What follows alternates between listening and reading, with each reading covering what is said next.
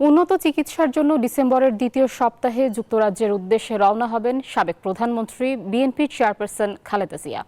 এরই মধ্যে ঠিক করা হয়েছে সফর সঙ্গীও। প্রায় ৮ বছর পর লন্ডনে তার বড় ছেলে বিএনপির ভারপ্রাপ্ত চেয়ারম্যান তারেক রহমানের সঙ্গে দেখা হবে বিএনপি চেয়ারপারসনের। সেখান থেকে যেতে পারেন যুক্তরাষ্ট্রে। সুস্থ হয়ে দেশে ফেরার পথে পবিত্র ওমরাহ পালনে সৌদি আরবেও যাওয়ার কথা রয়েছে খালেদা জিয়ার। মারুফা রহমানের প্রতিবেদন।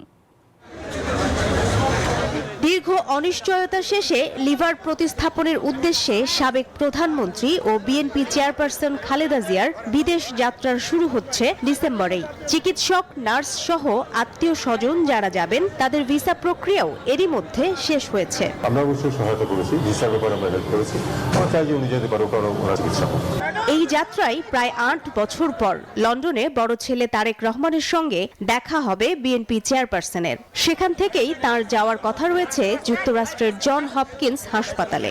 শব্দের আরেক নাম, একদম ইউনিক স্ট্রাকচারাল ডিজাইনের কসমিক ডোম, থেকে 50 বছরেরও বেশি। কসমিক ডোম। দেশনেত্রী বেগম খালেদা জিয়ার বর্তমান যে শারীরিক কন্ডিশন, তাকে আমরা বিশেষ করে তিনি মুক্ত হওয়ার পরে আমরা কিন্তু চেষ্টা করেছি আমাদের যত তাড়াতাড়ি সম্ভব তাকে বিদেশে চিকিৎসার ব্যবস্থা করার জন্য।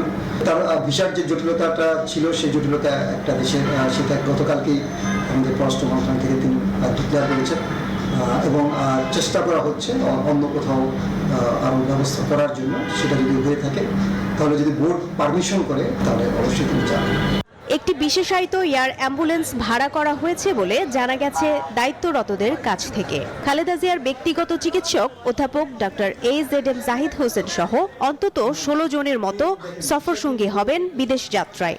এখন হসপিটাল থেকে আসার পর ম্যাডাম কিছুটা স্টেবল আছেন, আমি বলতে পারি স্টেবল আছেন, এবং শারীরিকভাবে তিনি গতকালকে হাঁটার চেষ্টা করেছেন এবং কিছুটা হেঁটেছেন।